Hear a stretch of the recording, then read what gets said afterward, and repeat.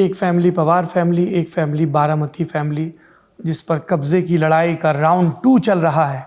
Round 1 Supriya Sule ने decisively जीता, अपनी भाभी, मराठी भाषा में कहें तो वहनी सुनेत्रा पवार को हराकर। राउंड 2 शरद पवार साहब ने उतारा है योगेंद्र पवार को और सामने है अजित पवार।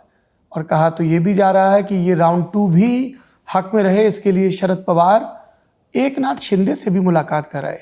अच्छा, मैं एक छोटा सा आपको रिक्वेस्ट करूंगी कि करेक्शन में आपको सुझाव देना चाहती हूँ कि कब्जे की बात नहीं है। बारामती हमारा इमोशनल सॉफ्ट पॉइंट है, क्योंकि आज महाराष्ट्र में देखो, अजीत पवार, मैं पार्थ या रोहित हो या अब युगेन हो, हम परिवारवाद है सारे। Sharad Pawar is original. ये पॉलिटिक्स की शुरुआत कहाँ से हुई? तो शरद पवार और बारामती के रिश्ते से हुई है। तो वो तो कोई परिवारवाद नहीं, उन्हें शून्य से उनकी पूरा जो भी किया, उनका आगे पूछा पिताजी, चाचा, ये कोई राजनीति में नहीं थे जी। खुद से उन्होंने सब संभाला है, बनाया या है, और आगे 6, 10, 60 साल से उन्होंने वहाँ की लीडरशिप की है। और ये हमारे इमोशनल और पारिवारिक संबंध है। कब्जे का सवाल ही नहीं है, मैं जीतती या हारती, मेरे लिए कोई फ़र्क नहीं पड़ता, क्योंकि बारामती ये पॉलिटिक्स में मैं देखती हूँ बहुत सारे पॉलिटिशियंस, गढ़ है, ये ऐसे नहीं होता। राजनीति ये सेवा के लिए होती है। और आदरणीय पवार साहब और हमारी फैमिली का जो भी आज है, वो सिर्फ और सिर्फ महाराष्ट्र और बारामती की जो जनता है उनका आशीर्वाद है। तो इसीलिए हमारे जो रिश्ते हैं वो आप जैसा सोचते वैसे नहीं है। वो सिर्फ एक पॉलिटिकल रिलेशनशिप नहीं है, वो एक इमोशनल रिलेशनशिप है। पर जनता क्या करे, इधर भी पवार उधर भी पवार।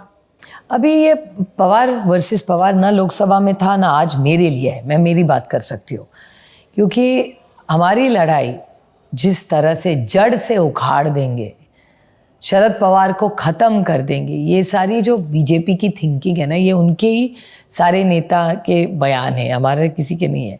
और हर चैनल ने दिखाए, हर टीवी पे आए, हर सोशल मीडिया पे आए, और हर न्यूज़पेपर ने भी रिपोर्ट की। इसी महाराष्ट्र की लोकसभा की इलेक्शन में महाराष्ट्र के एक वरिष्ठ नेता है बीजेपी के, उन्होंने कहा था कि हम शरद पवार को ख़त्म करना चाहते, इसलिए ये लड़ाई लड़ रहे हैं। तो ये महाराष्ट्र की जनता की सेवा के लिए नहीं थी। और इसमें आप ही का परिवार उनके साथ खड़ा था, एक अलग गुट बना के। हाँ, अलग परिवार नहीं, एक परिवार का एक छोटा घटक। हमारा परिवार बहुत बड़ा है और 98% परिवार मेरे साथ कल भी था, आज भी है। सिर्फ 2 लोग अलग हो गए।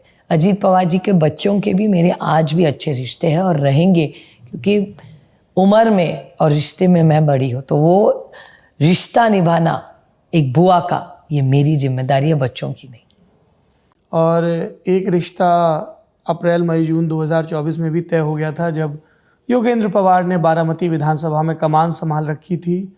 और मैं खुद गया था आपके चुनाव को कवर करने के लिए, और लोगों ने तभी कह दिया था you just wait and watch, Ajit Pawar के सामने योगेंद्र पवार खड़े होंगे, तभी तय हो गया था। काम तो कर रहा था, और मेरी इलेक्शन में पवार साहब तो बहुत बाहर घूम रहे थे। तो मेरे इलेक्शन में हमारे घर के दोनों ये बच्चे, हमारे सब वरिष्ठ कार्यकर्ता, बहुत सारे जो पावर के पोजीशंस थे, वो पूरे हमारे खिलाफ थे मेरे इलेक्शन में।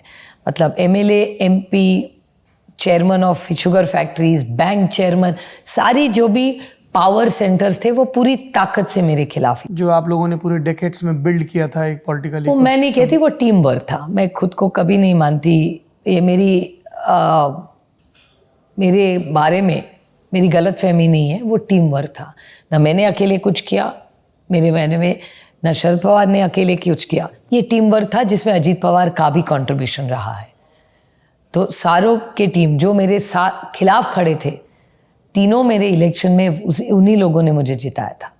तो 3 बार मेरे साथ रहे, 1 बार मेरे खिलाफ लड़े, और 3 बार तो साथ रहे ना, वो शायद भूल गए होंगे, लेकिन उन्होंने जो मेरा साथ दिया मैं नहीं भूली, और आज भी नहीं भूलेंगे। ठीक है ना, 3 वर्सेस 1, 3 तो ज़्यादा रहा ना। आप इस तरह के बयान देते हैं, फिर लोग कहते हैं 23 नवंबर के बाद अजित पवार शरद पवार। अजित पवार की बात नहीं है, कार्यकर्ता की बात है।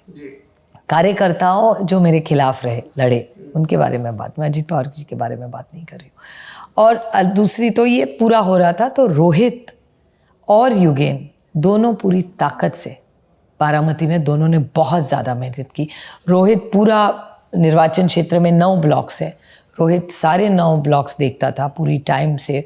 उसके पिताजी राजेंद्र पवार ताकत से लड़ रहे थे, उनकी बीवी नंदा जी मेरी भाभी बहुत मेहनत, और मेरी सारी बहनें सारों ने बहुत, क्योंकि कार्यकर्ता भी नहीं था, बहुत सारी जगह ऐसे थे कि खड़ा होने के लिए आदमी भी नहीं था, तो पूरी फैमिली ने, और जो हमारे सेकंड और थर्ड कार्यकर्ता थे वो फर्स्ट रो पे आ गया, लेकिन उसको हमेशा कोई नेता चाहिए होता कि अभी मैं क्या करूं, लेकिन जलते सीट गए वो। 2 टियर सेकंड और थर्ड लेवल का जो कार्यकर्ता काम करता था पार्टी में, वो फर्स्ट लेवल में आके जल्दी मेहनत करके सीख गया। तो हम सब उसमें थे। तब रोहित ने 9 ब्लॉक्स में बहुत काम किया, और उसमें का एक ब्लॉक बारामती युगेन देख रहा था। और 1 साल पहले ही जब पार्टी साथ में भी थी, तब से युगेंद्र ने काम किया। विद्या प्रतिष्ठान जो संस्था पवार साहब ने निकाली 50 साल पहले, वहाँ अजीत पवार जी और युगेंद्र पवार जी दोनों वहाँ काम करते हैं, मैं भी काम करती हूँ, लेकिन मैं कम टाइम देती हूँ। ये पवार साहब खुद देखते हैं वो इंस्टीट्यूशन, दूसरी रोहित के पिताजी देखते हैं। तो पूरी फैमिली मिलके जो सोशल सेक्टर का हमारे एजुकेशन इंस्टीट्यूट्स है उसमें सब साथ में काम करते हैं। तो युगेंद्र तब से काम कर रहे हैं।